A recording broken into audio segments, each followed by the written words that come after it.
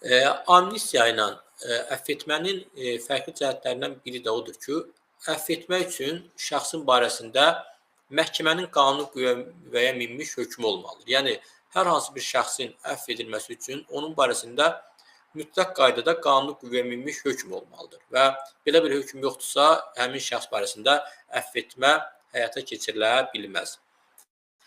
Amma amnistiya üçün bu şərt deyil. Yəni, amnistiya üçün həmi bu artıq hökm qəbul edilmiş şəxslər barəsində, həmi artıq işlərinə məhkəmədə baxılan şəxslərə, o cümlədən işləri ibtidai istintaqda olan və ümumiyyətcə barəsində hər hansı bir cinayət təqibi aparılmayan şəxslər barəsində qəbul oluna bilər. Yəni, amnistiya bu konkret şəxslər yox, müəyyən kateqoriyalı əməllərin görə, yəni əməllərə görə şəxslərin cinayət məsuliyyətindən, cəzadan azad edilməsi